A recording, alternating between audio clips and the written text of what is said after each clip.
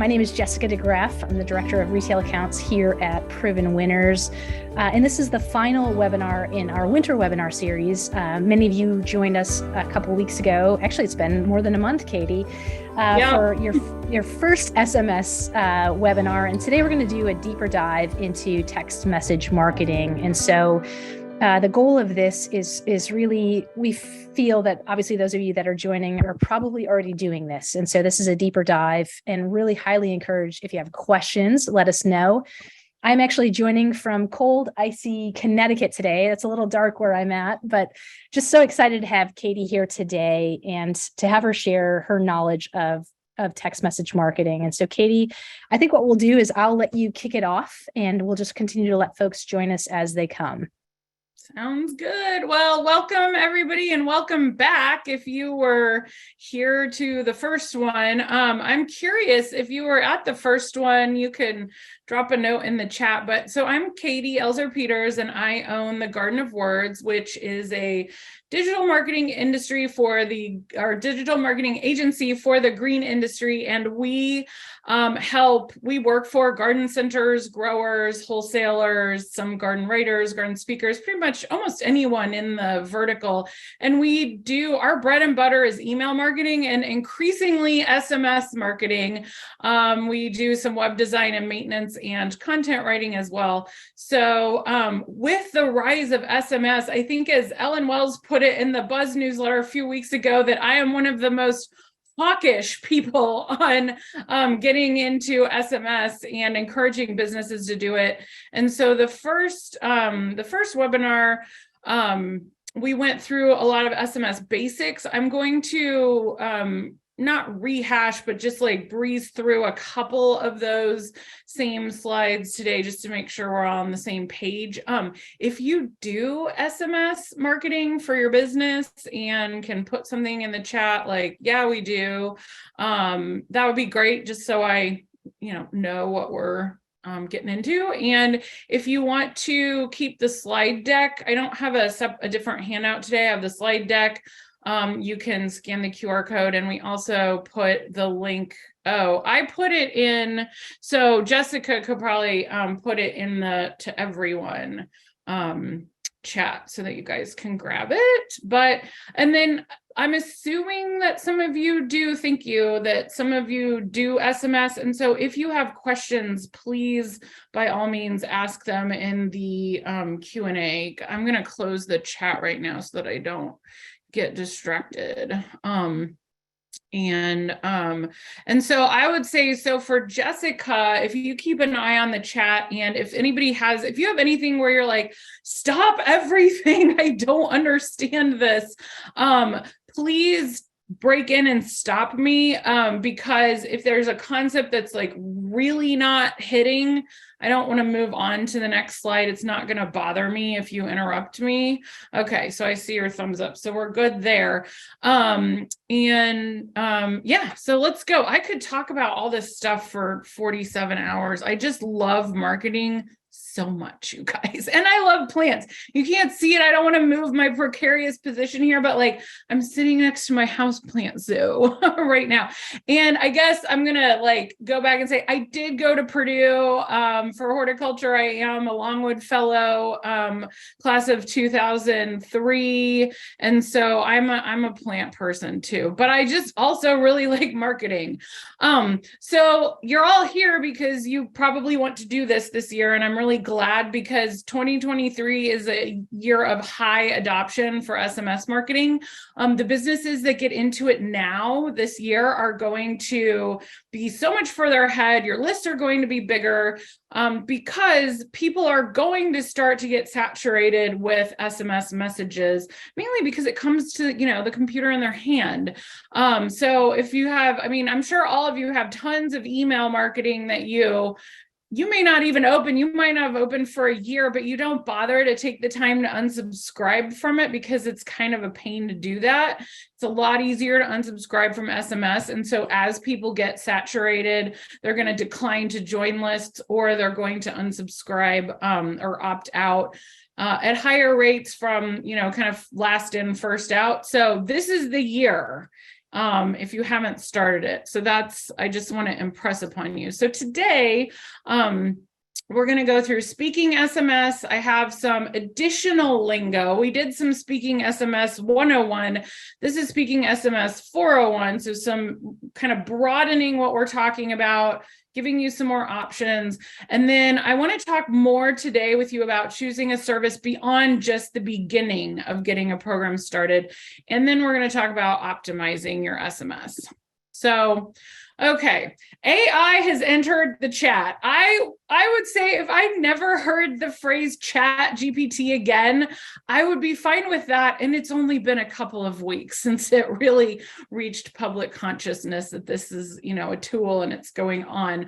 But the fact of the matter is because of AI, because of the people making up videos, the deep fake videos, the pictures where you see a picture of a person and you think it's a real person, but it's not because it's computer generated. Because it's going to be so hard to tell what is real and what is not real. Anything that you're doing to connect with your customers is so much more valuable now. So even though you might think, well, it's technology and it's my phone, it's still, or their phone, it's still a touch point. And today, this is baby Harry Styles. I feel like this might be a first that I got Harry Styles into my fourth slide of a talk. It's a new record. Anyways, so Seth Godin this morning. This is kind of like the context for the rest of what we're going to talk about today. I always have to do some context. This morning, Seth Godin sent out a blog post, and if you don't watch his blog posts or listen to his podcast, they're really great. He's a really wonderful marketing brain. He coined the term permission marketing, which is what SMS and email marketing are. His blog today was, the title was Check the Date. And what he said is essentially, if you can't verify via the Wayback Machine on the internet, YouTube, if you can't figure out and really definitively ascertain that something came about before 2022 in particular, you have to be careful about whether it's real or not. That we've all seen rumors and fake information from all corners of the internet. That distribution of information that may or may not be true speed up in all industries, in all fronts. And it is in part because of computer power. And so anytime that you can keep a real connection with your customers, it's really important. And we can talk a little about Chat GPT if you want at the end. I have not done a lot of deep diving into it because I have been gone for a month at all the winter trade shows. But from what I talked to my colleagues about and other marketers and all of that, is it has its uses.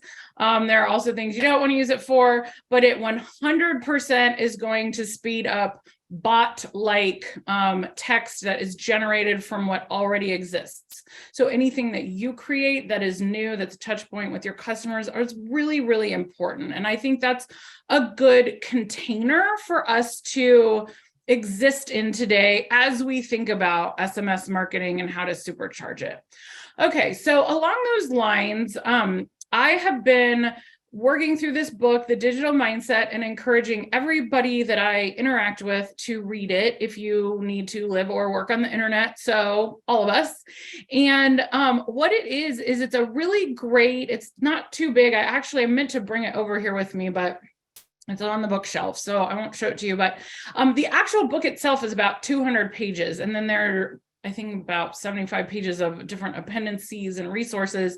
But it is the best resource that I have ever encountered. And I read and listen to a lot of stuff all over the place that really explains how the internet works, how AI works, what an algorithm actually is. And I was on a phone call with a client this morning, and they used the word algorithm at least 4 different times. I feel like that's a conservative estimate, but at least 4 different times in totally different contexts. Like, it's very clear to me that no one knows what an algorithm is. And I don't know if I really like consciously could have articulated the definition to you, but I'm going to tell you that definition. But this is a really good book to help you just kind of place yourself in where we are today. It is relatively new. I think it's 2022 pub date.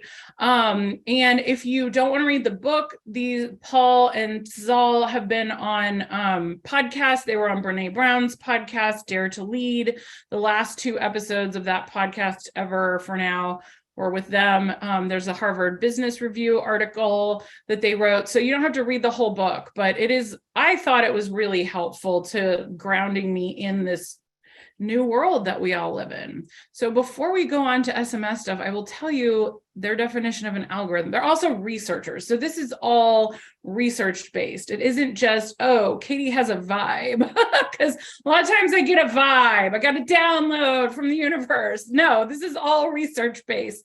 So an algorithm, once and for all, y'all, it's a set of instructions that are written to produce a specific result. That's all it is. Instructions to produce result. So a recipe, this is an example that they use in the book. A recipe is an algorithm. And my fancy computer stand today is all of my cookbooks. I mean, not all of them, I have a lot, but like 7 cookbooks. So a recipe is an algorithm because it tells you these are the inputs that you need and these are the steps that you follow, and then you will get the dish, particularly when it comes to baking. And so an algorithm is not sentient. It's not a person. AI is not sentient. It's not a person. Algorithms are sets of instructions that are programmed by people. So this is a little bit of a tangent from SMS, but we're going to bring it on back just so that you know, as you're, again, deciding what to do and what to be involved with digitally, if there is a platform such as Instagram or Facebook that you don't control, LinkedIn, all these social media platforms that make their living, Google as well, by selling advertising, then the people programming algorithms to decide what to show are going to program those algorithms to skew towards advertisers and towards hiding content so people have to pay. So you always want to look at what is the motive, what is the what's the hook for the person in charge of the algorithm. Algorithms they're not real. I mean, they're real, but like we write them, humans write them. So I like to, again, that's kind of like if we're in the big container of AI and human touch, we need it. Algorithms that are created by humans are manipulating that world that we're in further. So let's get down and talk about giving a personal touch, even if it comes through your phone. All right. And I see a chat. I just want to make sure. Yeah. Instruction. Thank you. Okay. I love this. All right. So what I want to, we're going to get into, this is the little bit more of the 401. So you have probably heard, especially if you go to any of Clint Alwyn or Sam Kirkland's talks. Sam is from Epicor. Clint's from everywhere. They talk a lot about a tech stack. And I, for a long time, did not hear a lot of other, let's say, regular humans using that. I'm starting to hear it used a little more. So I thought I would introduce it into your vocabulary. Because also, if you have the tools and the words to use when you're talking to tech people, that just makes it easier for communication. So a tech stack is literally what it sounds like. It is the stack of your technology that makes your business work. And so for garden centers, that will be, included, but not limited to things like your inventory system, your point of sale, your website, if you have a phone system, if you have an email service provider like Constant Contact or MailChimp or Klaviyo. So it is your stack of tech.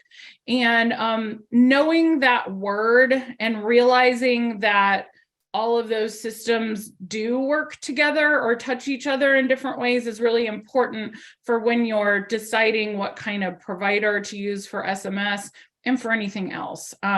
So it's not, things don't run independently of each other anymore. And I think we all subconsciously know that, but it's worth saying it. It used to be that do you remember the AOL CDs in the mail? So my first email address was an AOL address. It was Ms. Plant Doctor. But anyways, and so it used to be you got software and you downloaded it onto your hardware, onto your computer, and now everything's in the cloud. So everything's connected. Okay, so one tool, this is a new thing that you guys may or may not know about. One tool that can connect your tech together, depending on what it is Zapier, or I call it Zapier. I don't know if it's Zapier or Zapier. It might be Zapier because they're then zaps, which is, again, it's basically an algorithm. It is a set of instructions to connect two pieces of tech. So a lot of the SMS providers, email providers, etc., have natural integrations, or not natural. I mean, again, these are machines.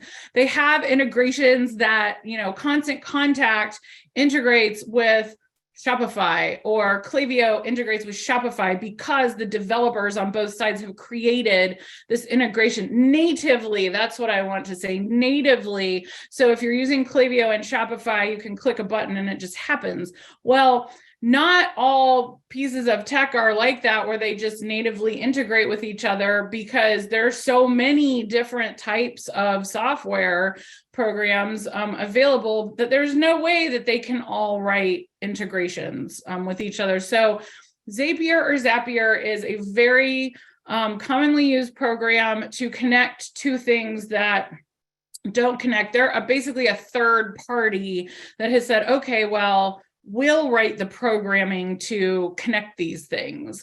And so if you have two pieces of tech that don't automatically talk to each other, if you go to, say, integrations, like an integration button in your Shopify website, and you're looking for it to integrate with a different piece of tech, and you don't see any natural, like, click here to integrate, you might check Zapier. There are some other tools like Zapier. It's not the only one. It's just been around for a longish time. I was going to say, what is a long time on the internet? I know I've been using it since at least 2018, and I'm not the earliest of adopters with things like that. So that's a brand new tool that some of you might want to check out. All right, so now that we have a little bit of just, tech context, let's go into more of the speaking SMS. All right, so just gonna breeze through a couple of these because you all already know a lot of this, but SMS stands for short message service, specifically this part right here. And then I use this interchangeable. I use SMS and MMS pretty interchangeably, in that I use SMS to mean pretty much anything that's like coming through to your phone. And MMS is a message that has media with it. So a picture, a graphic, a video, an audio clip, any of that. So those are those two terms. There's two main types, the marketing and info and the transactional. You do need to have usually separate consent, or just because you have consent for transactional emails like order confirmation, shipping, out for delivery, or we're coming deliver, just because you have consent, which means people have opted into transactional, doesn't necessarily mean you have consent for marketing. It depends on your forms and what you say where they opt in. Per different federal regulations, when people opt into marketing, they are automatically opting into transactional or automated messages, automated journeys. That's not necessarily the case that if they opt into delivery confirmation or like, we've received your order, we've received your ticket order. that doesn't necessarily mean that they've opted in to receive your marketing messages. And so that's where the 101 is, here are two kinds. 401 is really look at how you're communicating with your customers and what you're offering to them and make sure that they are clear on what they might be getting. And when I was at TPIE in January, I did a talk on SMS, and one of the questions was why, unless it was during this webinar, I don't know. I feel like I've been everywhere in the last 6 weeks.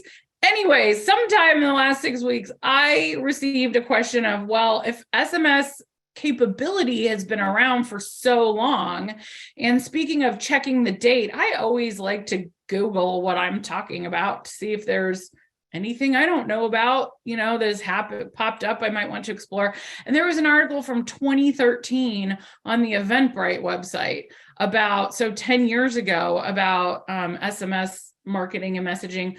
Well, so the question was, if it's technology that's been around for so long, why hasn't it been in more widespread use the way email? And my conjecture with this is that until pretty recently, it's been very expensive for the user that would be receiving your messages. The message and data rates that they would have to pay to receive the messages were pretty high. Those have only just come down in the last few years. It's still not super cheap to send messages, and we will talk about that further on in the deck. But these are two separate types of SMS, and they're both useful and worthy and can be really valuable, especially if you're an independent garden center, but they are different. So make sure you get that. Okay, this was my magnum opus slide from the previous workshop, but I want to just go over it really quickly in case we have any newbies here, which is, how does SMS work? And the big takeaway from this, and this is in your, this is in the handout, or you get the deck so you can look at it. But a lot of people are confused. You are not sending people messages from your phone to their phone. This is all housed in a provider. So like Constant Contact is your email provider. They might be your SMS provider, or you might use something like Tap on It, which we will talk about. So you have a provider, and then you generate sign-up forms from the provider. People opt in on those forms, and their data goes into the provider. You build the messages in the message builder in the provider and schedule them, and then the provider pushes them out to the phone numbers that are attached to the phones. So just so we're all on the same page there. Okay, so this is Magdalena. She is my crystal lady.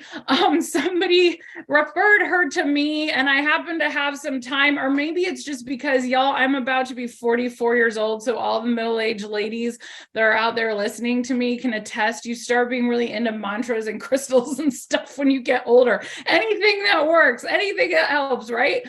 So I was like, oh, well, I'll pull Mags's sign-up units for you, because that's something different to look at.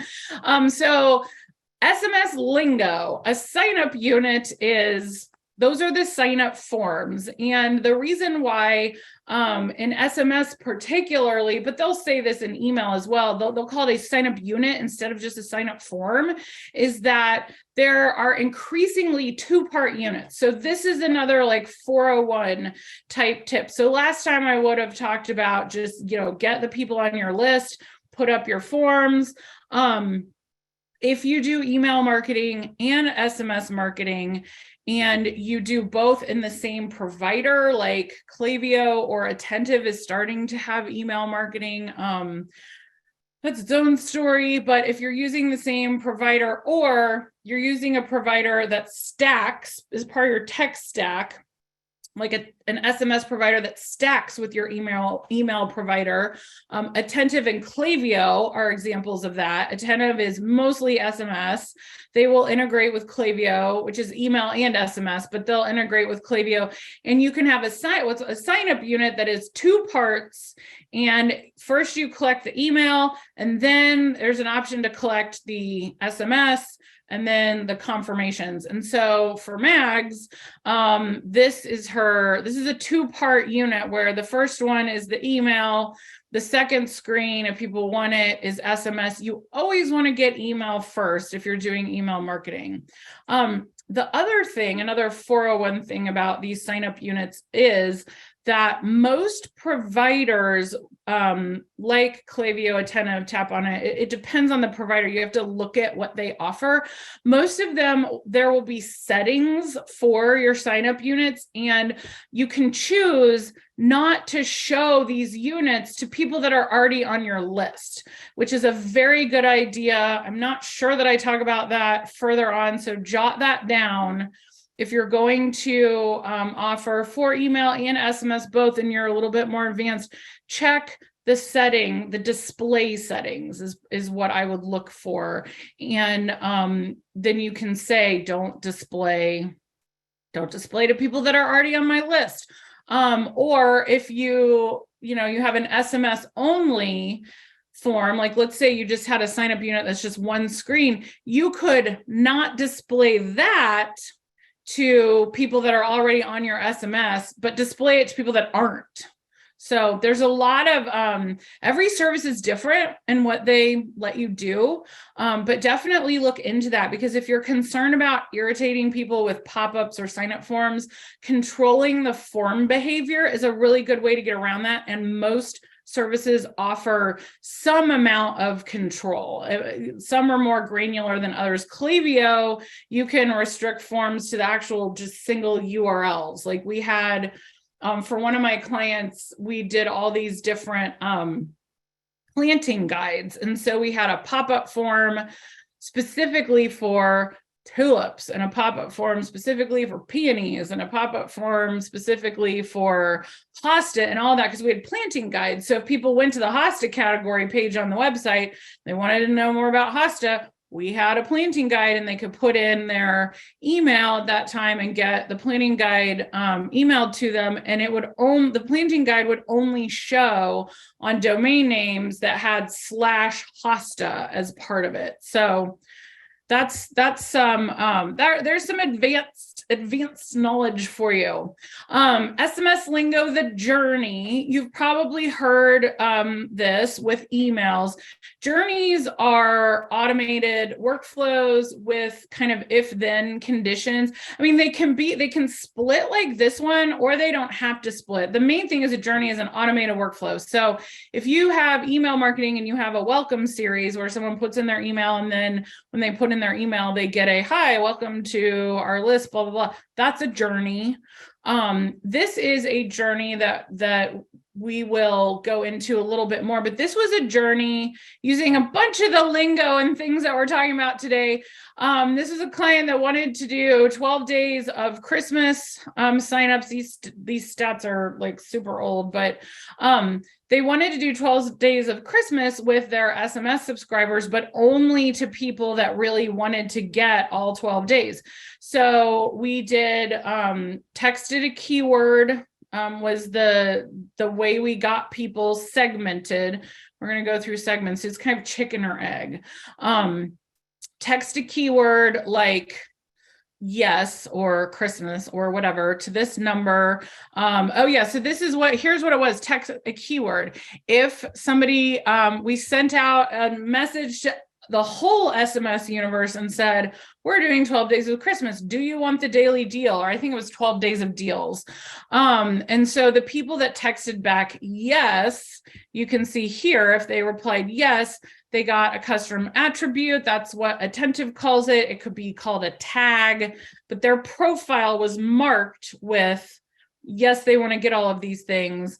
And then we sent the confirmation message, you're all set, get ready. And then if at any point in time you want to pause these messages, you can text back pause. And then for people who were already in the journey, so some initial people that had replied yes, at some point during the 12 days, they decided they wanted to pause. And I made sure during this 12 days that every single text message that went out for the deal had verbiage at the end of it that said, text pause to pause, it was verbiage like this. It was more concise, but it was basically like text pause if you want to pause 12 days, but stay subscribed to texts. Text stop if you want to opt out of all text, just because that's how this particular workflow worked. Very important to let people, like, give them the tools they need to manage their own SMS experience. Make sure it's super easy for them to opt out. If your provider doesn't automatically add the text stop to opt out, or whatever the word is, for most of them it's stop if you haven't changed it, which you shouldn't. I add that myself because I think it's really important for people to understand that. So a journey can be just sort of a straight shot, like opted in, here's your welcome, here's the contact card, end journey, or it can be a split like this.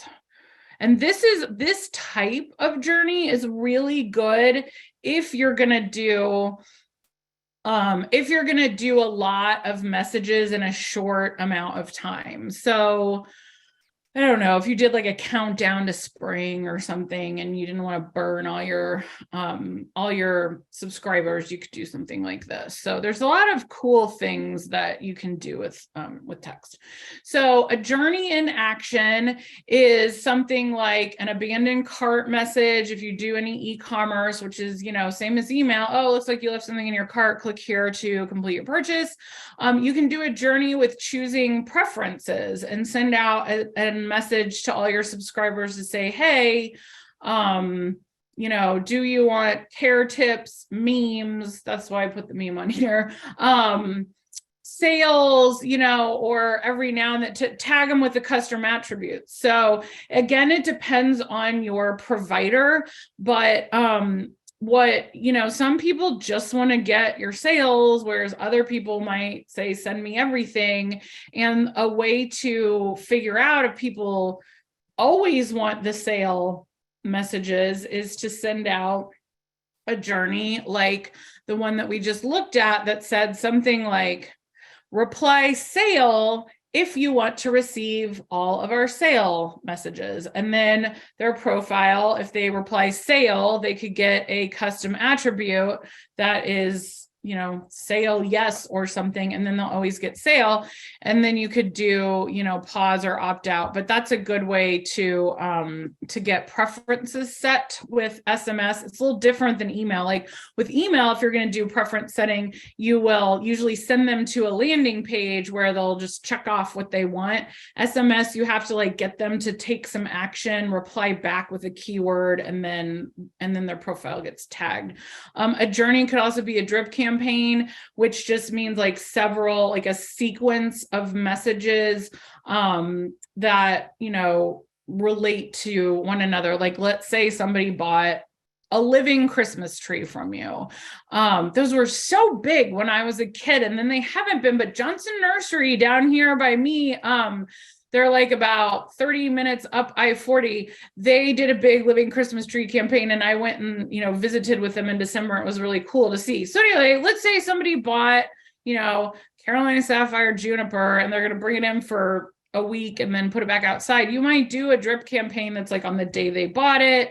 If they opt in, then they get a little message about taking care of it indoors.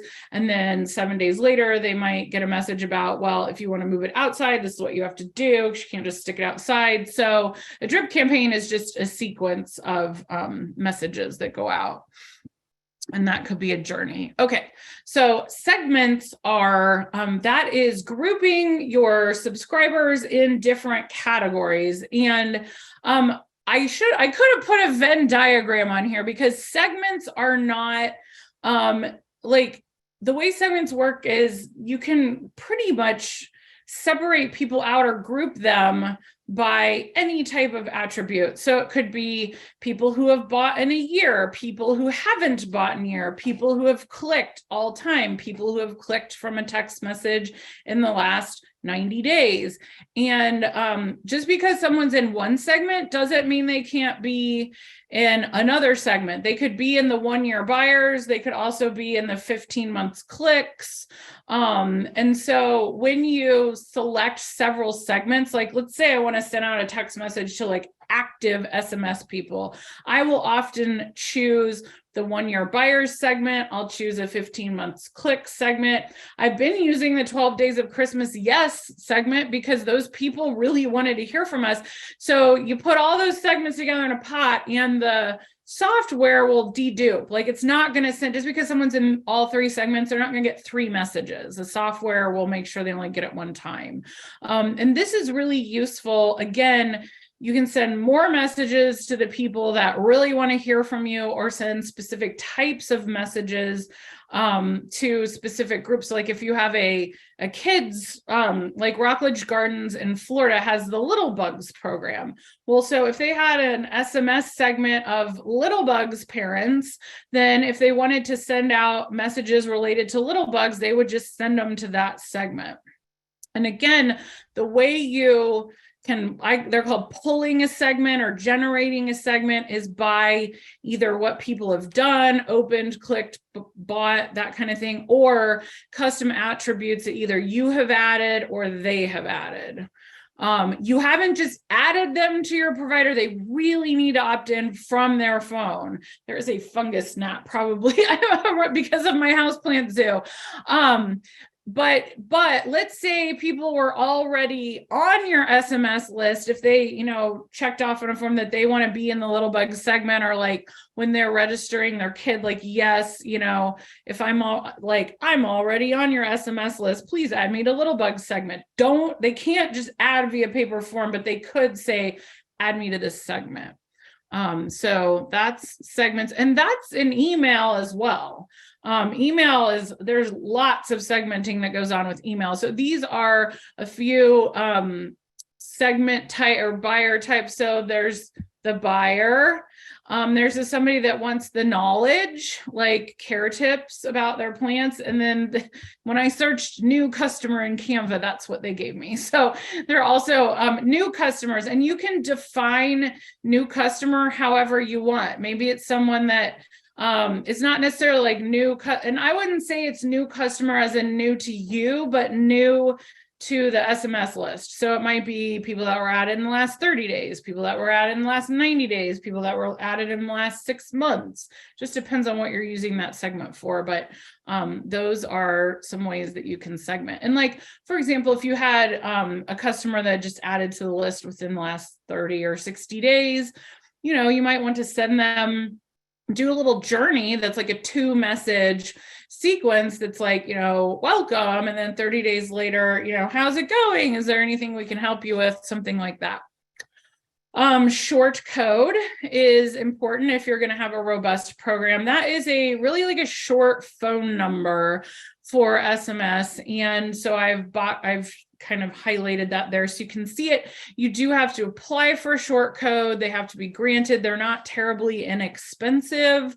Most places when they get started with texting are doing just on a 1-800 number. But if you are a big company, if you're really growing your list, it's a lot easier to say text plant to 52919 than it is to say text plant to 1-800-456-3271. So you might investigate a short code. Okay, text to join is related to what I was talking about. Text plants to this short code. It's basically text a keyword to join either this segment or this list. It could be, if it's a join code, then once they text the keyword, you will have set it up so that they get an opt-in message that says confirm that you want to be on this list, and then a welcome. If it's, do you want to get our Friday meme? Then it would add the custom attribute, and then you would have set up a message that's like, welcome to Meme Fest, or whatever you decide you want to do. I kind of want to set up my own SMS list to just send a meme every week, because I feel like that would be fun. But anyways, there's only so much one can do in a day. Call to action, very, very, very, very, very, very, very, very, very, very, very, very, very important. It is possible for you to send out every single text message that you will ever send with no link to click anywhere. And for one thing, you can't track it with your Google Analytics, so you can see, you can't really see if people are interacting much other than if they open. Also, text messaging is not terribly cheap, so you don't want to just go to their phone and die. You want them to take another action. And if you include a link, then they will do that, whether it's to shop, to visit your Instagram, to visit YouTube, to send a picture back, whatever it is you want. I just really encourage you to invite people to take action. All right, so I want to talk some about how you choose a service beyond just the basics, but I'm going to do a little review of the basics first. So remember, we talked about tech stack. If you are really truly just getting started with text messaging, I would look at the current email platform that you use and see if they offer SMS. If they do, I would just try it on that for a while, because you can always migrate or move your numbers list to another provider. And then when you do that, there's a whole migration process. You upload the numbers to the new provider, then you send out a message that says, hey, it's easy to grow bulbs from our new number, save it. So you let people, customers know what's going on. But if you're just starting, look at your current provider. And then as you are growing, look at software as a service, or SaaS, software as a service, that integrate together natively, where there's already the connection. The last one that I would recommend then is, if it won't natively go together, is there a Zapier or another third-party connection that works? And if not, it's fine, but it's really nice to have email and SMS linked, just so that you can manage everybody's information in one place. If you're using a CRM, I think this is a lot more applicable to the wholesale growers, but I do like to mention it. If you do use a customer relationship management software, I would take a look at what they offer. I am always in favor of start with what you have, and then cast a wider net from there. Okay, so what was interesting is the last SMS webinar, one of the co-founders of Tap On It came to the webinar, and she is a super nice lady, and she and her sister started a company. It's based in I think Iowa. It's been around for a while. It's been around, I can't remember if she said 2012 or 2014, 2016, but it's not like it's a year old. And she just wrote to me, and she's like, hey, I was at your webinar. One of my clients, said you were doing this, so I came and sat in on it. Can I show you our platform? And so I was like, sure. And I was about ready to leave for the Katie's World Tour in January. And I'm like, we got to do it tomorrow. You need to show me. But I'm always interested when platforms, when I can do a meeting so I can see what they have to offer. And what was so interesting about Tap On It is, you'll notice I use Coatsiers a lot as an example in my SMS webinar. And I've branched out a little bit because more places are doing it, but I have used them a lot as examples. And I thought that I don't think I knew who they were using. I thought they were doing a really good job with their SMS. Well, so when I had my phone call or my Zoom with the people from Tap On It, they're like, oh yeah, they're our client. So I was like, well, this is great, because I already know that you guys have a great product, and because I use your client as an example all the time. So she went through a bunch of their features, which I really, really liked a lot. And so I told her, I was like, I'm literally yanking 3 of your slides and using them when I talk about SMS to brick and mortar businesses, because I work a lot with SMS for e-commerce. And the needs of e-commerce and the needs of brick and mortar are totally different. With e-commerce, you want people to click and buy immediately. With a brick and mortar, if you have e-commerce, you might want them to click and buy. But if you don't, you might want them to learn more or forward something to a friend or grab a coupon. And Tap on It has some really great features that they have built specifically for storefront businesses, and they do work with several garden centers. And so it's really, so there's some things that are a little different than them beyond Klaviyo and Attentive and a lot of the standard providers, what Constant Contact does. And so I really just wanted to show you this because I think it's awesome. So they do have a content hub. So for brick and mortar, it's kind of like a mini sort of website, but when you push out your text messages, you can do a very curated experience for them. And I mean, if you're interested in Tap on It, they're happy to talk to you. I wanted to show you the things that I liked about it because I look at so much technology and so many software options. This is what really stood out to me.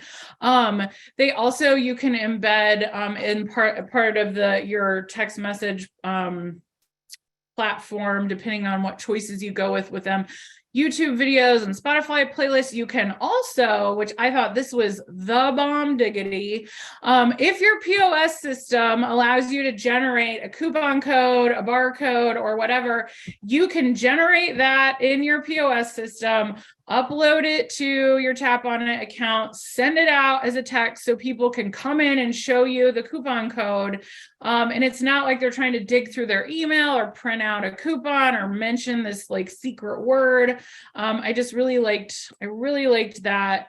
And then I think I have one more slide from them, but I don't. Yes. Okay. So this is another thing that I thought was really cool that they have built in as part of their system that, again, something like Klaviyo doesn't necessarily have. And I'm a Klaviyo partner. Like, I love Klaviyo, but I really love Tap on It for garden centers. And she went and talked to the garden center group, gathering in Kansas City. So if any of you are part of Garden Center group, you probably have talked to her as well. They have made it very easy for you to forward coupon codes, invites, sign up, whatever to your friends. So like I have my friend Barbie who has annexed my garden here. Every now and then something will start blooming and I'm like, I didn't plant that.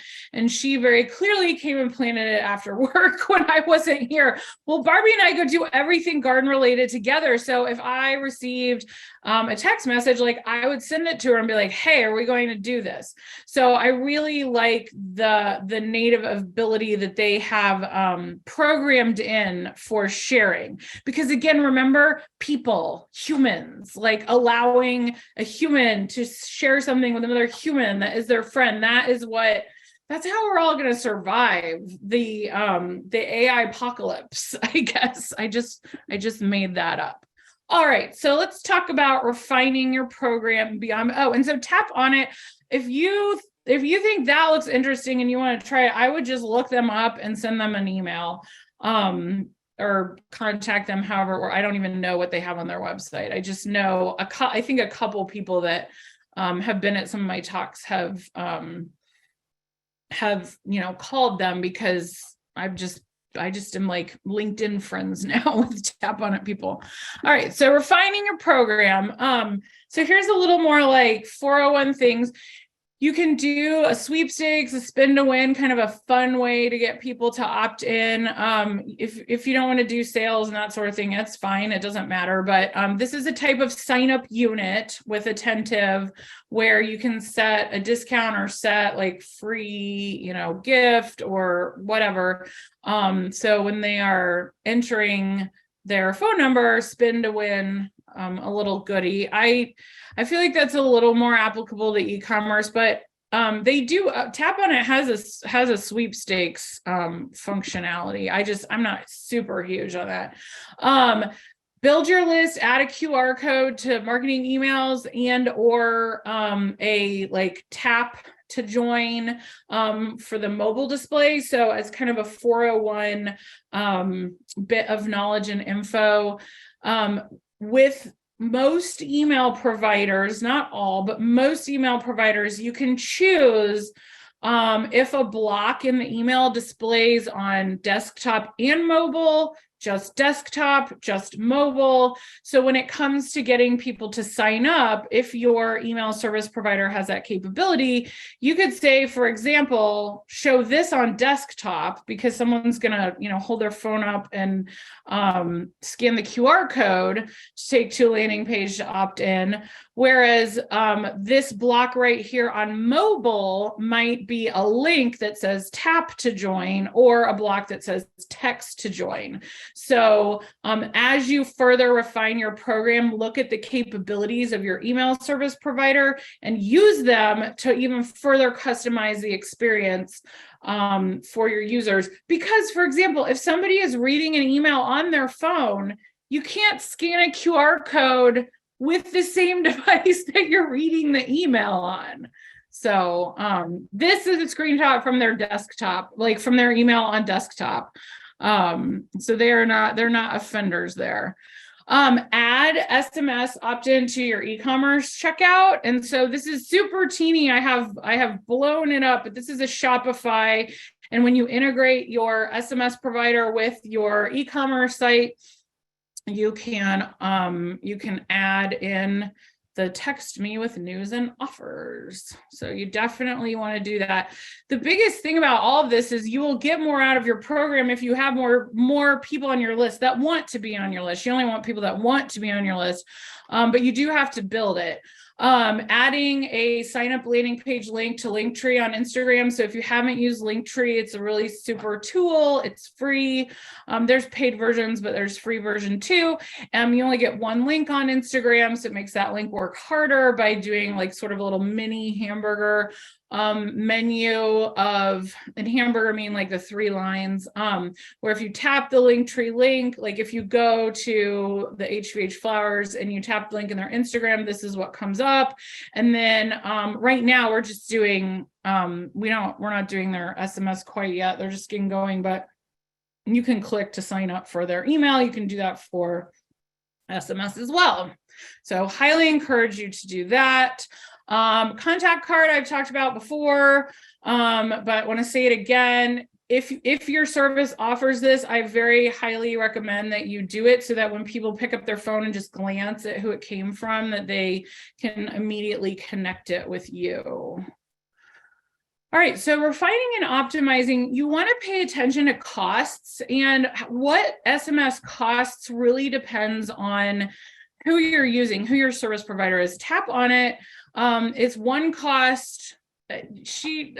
They all have a bit, but it's much less confusing than I originally thought it was. It's like one cost per message, and I don't remember if it's per SMS or per MMS or it's just all in one. But the MMS is their service allows you to send more than one picture at a time, so you can send 2 or 3 pictures, which mostly I don't recommend, but there are a few use cases which I'll show you in a minute. But they let you do that for not an additional fee, no additional fee for emojis, whereas this is an attentive screenshot, I'm pretty sure. And the way their pricing is structured is that emojis, the first emoji costs a lot more, and then you can add more emojis and it doesn't matter. So you just want to pay attention to how the pricing is structured, because sending SMS or MMS messages can get expensive. I have got it down to a science with attentive of where I can do one MMS message instead of like one MMS plus one SMS or 4 SMS or whatever. Like you kind of get to a formula, and I would just encourage you to do that so you're not lighting money on fire, because SMS costs, if you're sending, can add up really fast. This is an example from Tap. Now I know it's from Taponic because I didn't realize it was them. I was just like, well, that's cool. This was from back in October or November that I remember them sending this through. And so then when I figured out how they did it, I was like, I am adding that to the talk. I like that. And it's just kind of like a little mini tutorial. And so if you have a service that allows you to send a handful of pictures, then you can just up your game a little with what you're actually sending. And if you're like, well, what else should we send? I went through a whole lot of that, like just basic, what do you send in SMS in the first webinar, so you can go back and watch that. Another way to refine and optimize is to do those journeys and get people to opt into different segments, start using them for event reminders, and not just like, oh, this weekend is our well, you never need to get more people to come during Mother's Day. But this is our mushroom wreath class. You might text people that 5 days ahead, but then the people who have signed up, send them a reminder. And there are different ways to accomplish that, whether it's the event sign up connected with your SMS. Like that's a thing where I was looking around because I wondered if Eventbrite would send out SMS messages, and they don't. So that's a Zapier connection where if you have an SMS service and you had Eventbrite for your events, where you could connect them and get people to opt in to event reminders, that sort of thing. And segmenting by purchase activity, and then also by purchase. So I know that I'm pretty sure VMX has, which is one of the POS systems that a lot of garden centers are using now. They have, I'm pretty sure it's them, where if you buy, like, let's say you buy, well, here, this is one of our old rescue Phalaenopsis orchids, but if you buy a Phalaenopsis, that it tags you and then it'll send out an email like, here's how to care for your Phalaenopsis. Don't put an ice cube right on top of it. But you can, as the SMS capabilities increase, you can look into doing that sort of thing via SMS. Okay, so smart sending. I talked about this before, but it is really important. People are kind of sensitive to how many texts they get on their phones. So every platform lets you set a smart sending window and exclude people who have been texted within a specific time frame. And for text, I would do at least 24, if not 48. For email, a standard is more like excluding people that have been emailed within 16 hours, unless it's a big sale. And then A/B split test. This is like extreme advanced SMSing, but one of the ways you can find out what is a good time to send, what is a good day to send for your people, is to just test it. And when you're in your provider, they will give you, there's usually an option for A/B split test. You can A/B split test the time, you can A/B split test the content, like sending a message with a picture and a message without a picture. Like half the list just gets the actual text part, the other gets the text plus an image that goes along with it. So, and then just, you don't have to be super fancy about it, but just maybe like even just a little notebook where you write down, or an Excel sheet or something, or a Google Doc or a Word doc, where you can just say, we tested time, and it was Friday and we tested sending an SMS at 10:30 a.m. versus 4:30 p.m. And this is what happened. And you do that 4 Fridays in a row and see what happens. You do need to test the same variable a few times. I could get way into split testing and we don't have time for that, but that's when you're super, super advanced. So this is, so that's the end. And if you want to stay in touch on like LinkedIn or Instagram, Jenny and I, Jenny's been working with me for 14 years. She helps me with Instagram. Sometimes it's really wordy. You can tell if I wrote the caption, and LinkedIn, and then definitely grab the slide deck so you can just refer back to it. And hopefully that was helpful. And if anybody has questions, you can ask, but let Jessica go from here. Yeah, that was amazing, Katie. Holy cow. I was screen grabbing a bunch of stuff. Lots of info there for sure. So I am waiting to see here. I don't have any questions yet in the chat. I think everyone is sort of absorbing how much information, but I do have to applaud you for getting Harry Styles in the first 4 slides. So yeah, right. And a little bird says, if you scroll past this slide, you might find another Harry Styles surprise. So when you download it, make sure you check. Interesting to know. Yeah, I think this was super helpful, Katie. I think there's a lot, obviously, to digest in terms of SMS marketing. But, one thing that I would really highly recommend for those that are on the call today and those that will listen later is reach out to Katie. She's a wealth of information. And if you have questions specifically about text message marketing or marketing in general, certainly reach out to her. She's an amazing resource. I'm not seeing anything come in, so I'm sure, as you think of or have questions, today, tomorrow, in the coming days, feel free to reach out to Katie or myself. I'll get you connected with her. If you haven't watched the first SMS webinar, if you missed that and you kind of dove into 401, if you want to go back, we have all of the webinars recorded on our website. Would highly recommend you check that out. And more than anything, just want to say thank you, Katie, for your time. Looks like maybe there's a question that popped in here. Oh, anything we should be cautious of when a company wants to manage your SMS for you? Oh, yeah. Okay. So this is an interesting thing, because when I got really excited about talking to the tap on it, she was like, well, if you want to manage all these accounts under your own account, then you can have referral fees and all of that. And I said, no, we don't own any of our clients' accounts. So anytime, whether it's a web developer, SMS marketing, email marketing, et cetera, and so forth, please own your own accounts. So make sure that they help you set up your own account that is, you can manage, like you're designated as the owner, you give other people access. And this is really, really important, because I had to make some personnel changes in my company last week. And because of the way we had set up all of our emails, access to clients, websites, et cetera, I could lock out the person that was no longer going to work with us in 30 minutes from every single website, everything that we own.